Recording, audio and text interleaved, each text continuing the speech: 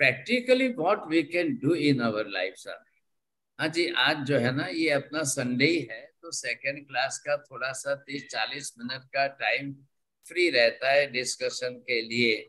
मैं कोई सब्जेक्ट लेकर नहीं आया हूँ आज, अपनी कोई क्लास का भी तो टॉपिक वैसा नहीं है। So anybody who want to discuss on this topic, you see they want to ask any question, general also, as you like. हाँ जी बोल।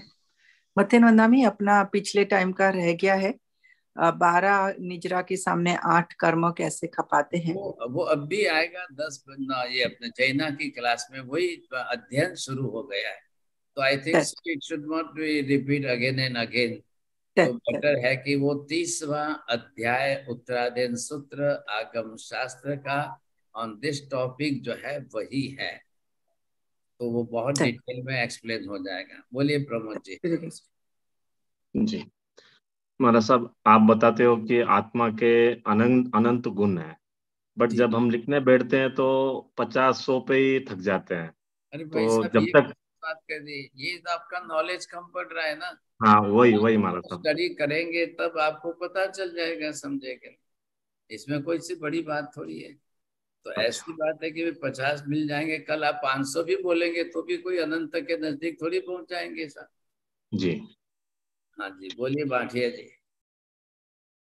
साहिब जी त्रिकाल वंदना। साहिब जी कल आपने जीवों के 563 भेद बताए थे। हाँ जी। तो उसका जो विवरण बताया था, तो इसमें सप्तरों के उसमें वो एक पुस्तक में आता है, कौन सी पुस्तक ऐसा डिजाइन बनाया हुआ है? जीव विचार नाम की ही पुस्तक है, और आपको वहां भी मिल जाएगी। आप जो है ना भवानीपेट की लाइब्रेरी में जाएंगे तो भी मिल जाएंगी। और जीव विचार के एक नहीं, ऐसे अलग अलग कई बेंगलोर में जो बेंगलोर की पुस्तक मिल जाएगा ना साहिब? हाँ हाँ मिलेगी, बेंगलोर में भी है। आप चिकपेट में जाएंगे ना तो चिकपेट की लाइब्रेरी भी है, या वहां पर आपको शायद सेल में रखी तो भी मिल जाएगी। वो मेरे पास है। और एक और है वहाँ की, इसकी महसाणा की है। हाँ बहुत अच्छा ना, एक ही बात है ना। महसाणा की एक जरा पुरानी पद्धति की है, प्राचीन पद्धति की, लेकिन ये तो फिर 563 तो उसमें मिलने ही मिलने हैं बहुत अच्छी तरह से। हाँ जी बोलिए। मथेरंदामी महाराज, मुझे तीर्थंकर भगवान को लेके कुछ क्वेश्चंस है। समस्तरण में जितनी आत्मा आती है, उनका भव्य जीवी आती है और आती है, तो क्या उनका मोक्ष निश्चित होता है? क्या अभव्य जीवी भी आ सकते हैं? अभव्य जीव बहुत आते हैं समवसरण में, नहीं आते हैं ऐसा निषेध नहीं है। और भव्य जीव आते हैं तो भव्य जीव का मतलब ही है कि वो मोक्ष प्राप्त करने योग्य पात्रता उसमें पड़ी है। अब भगवान के समवसरण में आने से ये उसका मिथ्यात्व का ग्रंथि भेद होगा, और ग्रंथि भेद होने के लिए उसको जो सम्यक ज्ञान चाहिए वो भगवान की दृष्टि से मिलेगा। वो डायरेक्टली वो तत्व उसकी आत्मा पर सीधा टच करेगा, स्पर्श होगा, और उसके अंदर वो भाव जग जाएंगे, मैं ग्रंथि भेद करूं। उसके अध्यवसाय वैसे बनेंगे जिससे उसका ग्रंथि भेद हो जाएगा। Either he may know this type of technical words or not, you see, it is not important.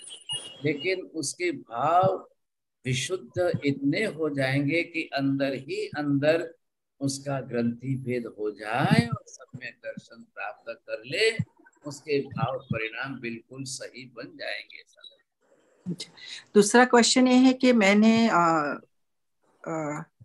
किसी ज्ञानी आत्मा से बात समझी थी कि कंपलसरी जो तीर्थंकर भगवान होते हैं उनके माता पिता जो है मोक्ष जाते ही जाते हैं, लेकिन मैंने चारित्र अभी पढ़ा 24 तीर्थंकर भगवान का, तो काफी तीर्थंकर भगवान के माता पिता उसी जन्म में मोक्ष नहीं गए, देवलोक में गए हैं या? जी हाँ बरोबर सही बात है। तो ये नियम नहीं है ना कि तीर्थंकरों के माता पिता का मोक्ष में जाना कोई नियम नहीं है। महावीर स्वामी के सिद्धार्थ राजा और त्रिशला देवी देवलोक में गए, और आपको सुनकर के आश्चर्य इस बात का होगा कि देवानंद और ऋषभ दत्त दीक्षा लेकर मोक्ष में गए। लेकिन सभी तीर्थंकर भगवंतों के माता पिता, पहली बात तो ये ध्यान में दीजिए कि वो भी स्वतंत्र आत्मा है ना, वो भी स्वतंत्र आत्मा है। ख्याल आया कि नहीं? हाँ, रिलेशन संबंध है कि भी उनसे तीर्थंकर का जन्म हुआ है, लेकिन तीर्थंकर भगवान भी जो देशना देते हैं तो माता पिता को भी तो तत्व तो वही समझाते हैं। अब माता पिता सम्यक दर्शन तो पा गए, सम्यक दर्शन ले लिया, व्रत नियम पचकाल लेकर 5वें गुणस्थान पर श्रावक बन गए साहब, इसमें कोई दो राय नहीं है। सभी तीर्थंकरों के माता पिता बरोबर जो है श्रावक रत्न तो धराव धर्म तो पा गए।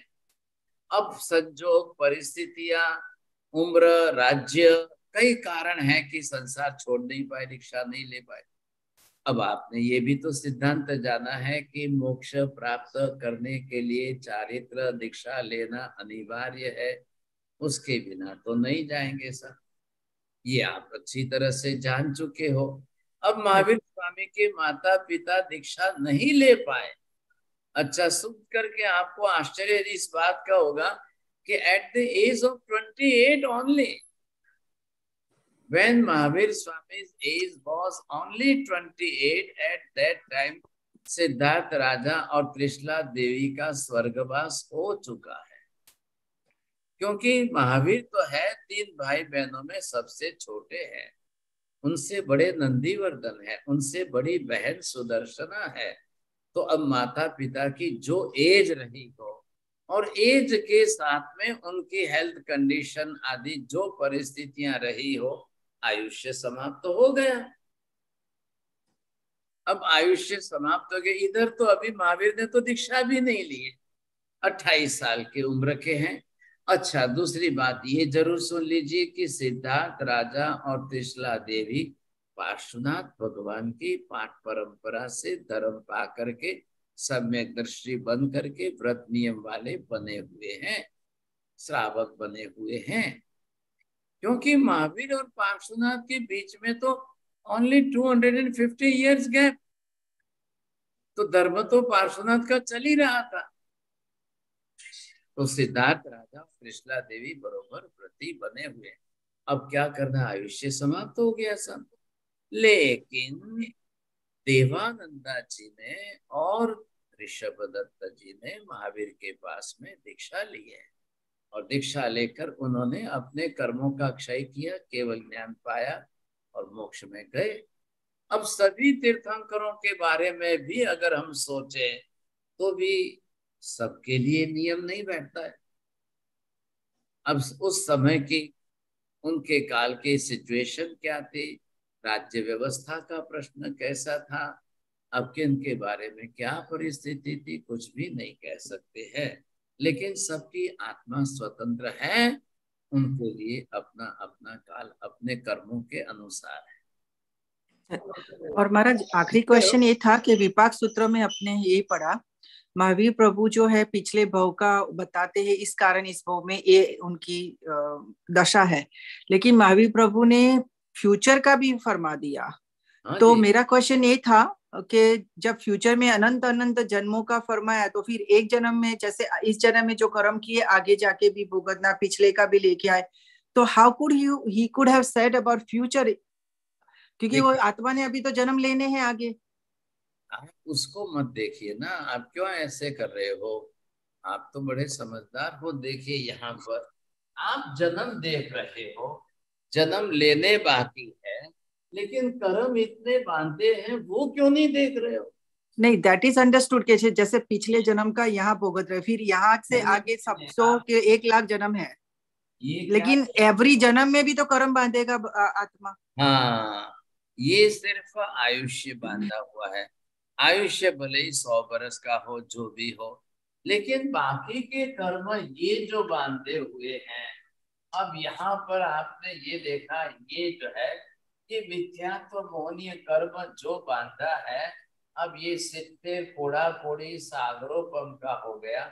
और ये आयुष्य अगर 100 का है या 1000 का भी है, तो 70 कोड़ा कोड़ी का इतना तो संसार तो बढ़ गया कि नहीं बढ़ गया? और 70 कोड़ा कोड़ी का एक ही बांधा है कि और कितने बांधे हैं,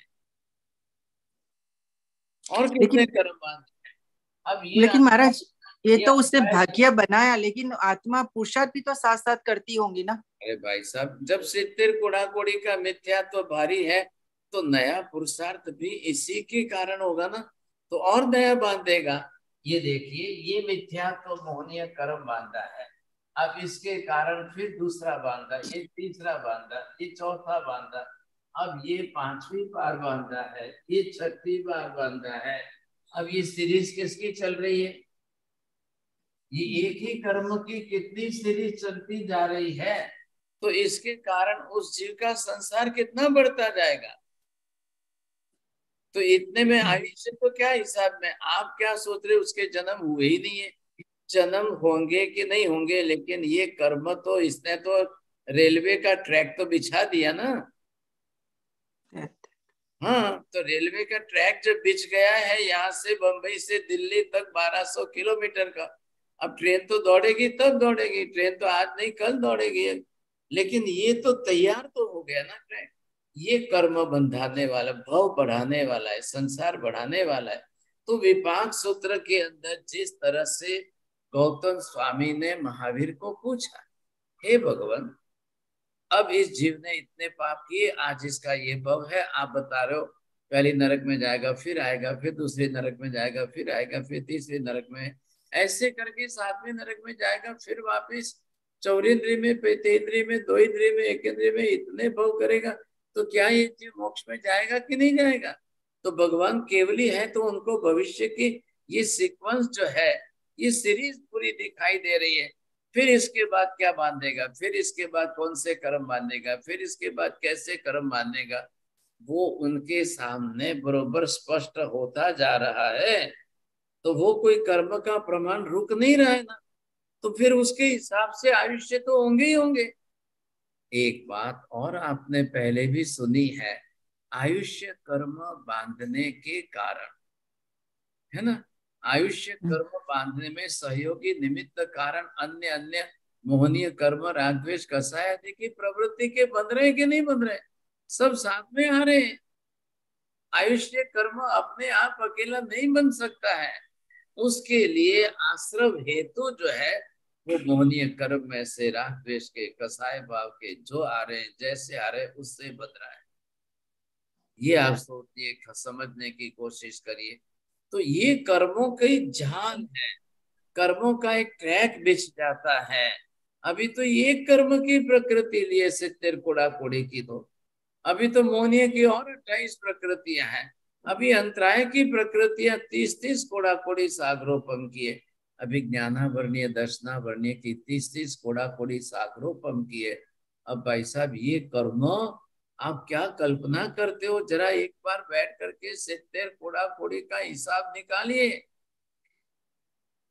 हिसाब निकालिए। 7 अवसर पीढ़ी उपसर पीढ़ी हो जाए, 7 अवसर पीढ़ी उत्सर पीढ़ी हो जाए, तब 70 कोड़ा कोड़ी सागरोपम होता है। 3.5 काल चक्र बीत जाए, तब जाकर के 70 कोड़ा कोड़ी सागरोपम होता है। अब उसके सामने 1000 10,000 बरस का आयुष्य क्या हिसाब है। इतना इतना उसने जो है अपना भविष्य निश्चित कर लिया है। ये सारा महावीर के केवल ज्ञान में बरोबर स्पष्ट दिखाई देता है। तब महावीर गौतम को उत्तर देते हुए समझाते हैं, ये जीव इस प्रकार के भविष्य में ऐसे ऐसे भव करता जाएगा, करता जाएगा, करता जाएगा। तब गौतम स्वामी लास्ट में पूछते हैं कि भगवान भवी है कि अभवी? तो भगवान बता रहे है तो भवी आत्मा है। तो भगवान ये कब मोक्ष में जाएगा? तब भगवान बताएंगे, हाँ देखो देखो देखो। अब उसके बाद जब ये यहाँ पर आएगा, तब उसको जो है ऐसे निमित्त संजोग मिलेंगे, तब किसी न किसी साधु संत के उपदेश से सत्य समझेगा, तब ग्रंथि भेद होगा, तब सम्यक दर्शन पाएगा। चलो फिर देवलोक में जाएगा, फिर आएगा, फिर वापिस योग संयोग बैठेंगे, तब दीक्षा लेगा, फिर दीक्षा लेके महाविद्या में जाएगा, फिर वहां जा करके ऐसे करते करते करते करते अब कब मोक्ष में जाएगा, कैसे जाएगा, ईच एंड एवरीथिंग उनके केवल ज्ञान, केवल दर्शन में डिटेल दिख रहा है। इसलिए महावीर स्वामी विपाक सूत्र में वर्णन कर रहे हैं। आप आज आप चले जाओ ना, आप जो है किसी की सहायता से कोई देवी की साधना कर लो, महाविद्या पहुंच जाओ, सिमंदर स्वामी को डायरेक्ट अपना खुद का पूछ लो, बता देंगे भगवान तो, बिल्कुल बताएंगे साहब। हाँ जी आचार्य जी। फिर तक उसमें गुरुदेव, अजीव और पुद्गल में फर्क है क्या, कुछ डिफरेंस है क्या? या दोनों सेम है? अजीव और पुद्गल में अंतर है? हाँ, अजीव में देखिए आकाश भी आता है, धर्मास्तिकाय भी आता है, अधर्मास्तिकाय भी आता है, और पुद्गल बोलेंगे तो खाली पुद्गल परमाणु ही आएंगे ना, पुद्गल के अंदर आकाश धर्मास्तिकाय अधर्मास्तिकाय का समावेश नहीं होगा, बस बात इतनी सी है। हाँ जी आचार्य जी बोलिए। मतेनोंदा में ये मोहन कर्म का ये 28 प्रकृति में सम्यक्त्व मोहनीय करके एक आती है, उसको कैसे आप एक्सप्लेन कर सकते हैं, एग्जांपल दे सकते हैं? सम्यक्त्व मोहनीय के अंदर what is happening there, you are doing that darshan puja samayik everything, but you are having that doubtfulness in that I am doing the upvas, I am doing that I am will, I am doing that samayik and worship and everything, but what type of result it is coming or not, you see, I don't know about that. So having that type of doubtfulness, and already you got that, you see, Tirthankar, Keval Gyan, or Sadhu Sant Acharya Upadhyay Sadhu, but still you are not doubtless in that thing, you see, having the different types of doubt in that, that is Samyakta Mohaniya. Okay, Maharaj Sahab, thank you. हाँ बोलिए चौड़िया जी। हाँ महाराज साहब, श्री कृष्ण जी किस कारण मतलब नरक में गए और किस कारण तीर्थंकर का गोद बांधा? अभी ये हम चरित्र शुरू कर रहे हैं आज से, 24 तीर्थंकर चरित्र। यहाँ पर जो है ना अंधेरी में चातुर्मास के अंदर ये सब क्लासें जो चल रही है, तो पंच सूत्र का एक विभाग पूरा हो गया है, तो अब नया विभाग आज से शुरू किया है 24 तीर्थंकर चरित्र। अब ये हाँ जी हिस्टोरिकल भी है और बायोग्राफिकल भी है थोड़ा सा। अब एवरी डे 3 to 4 3 बजे से स्टार्ट होता है, आपको ये भी ख्याल आ जाएगा। तो ये विषय आएंगे, आप जो चौड़िया जी पूछ रहे हैं वो हिस्टोरिकल एविडेंस के साथ पूछना चाहते हैं, श्री कृष्ण जी ने क्या किया कब किया। देखिए वो भी वासुदेव थे, ख्याल आया ना आपको, वासुदेव 3 खंड के अधिपति होते हैं। अब उनके जीवन काल की बातें हैं, कब किया क्या किया, कर्म बंधे और कर्म बंधने के कारण ही गति उनकी बिगड़ी, नहीं तो नहीं बिगड़ता। तो ये तो इतिहास की घटनाएं हम समझेंगे जानेंगे तब आपको ज्यादा ख्याल आ जाएगा। बोलिए नीति बहन जी। हाँ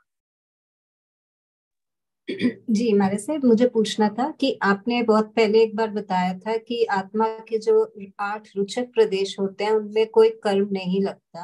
हाँ। तो उसका भी कोई रीजन होता है कि उन पे क्यों नहीं लग पाता कर्म? ये बात भी ठीक है, देखिए लेकिन ये नियति है यहाँ पर, ये हमने यहाँ पर लिया है कि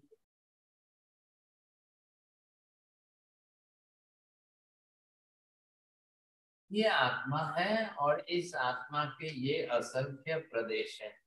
अब इन असंख्य प्रदेशों में सिर्फ फर्क क्या है, प्रदेश तो प्रदेश पे सभी समान ही है, कोई फर्क नहीं है, लेकिन ये सेंट्रली 1 2 3 4 1 2 3 4, अब ये जो है ना ये 8 जो है, अब ये इसको कहते हैं अष्ट रुचक प्रदेश।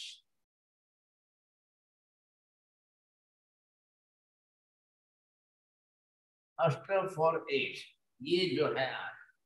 अब क्या हो रहा है कि कार्बन वर्गना के पुद्गल परमाणु आए और यहाँ पर कर्म बन गया, ये कर्म बन गया, यहाँ पर पर्टिकुलर कर्म बन गए, और ये सब जगह पर कर्म बंधते जाते हैं।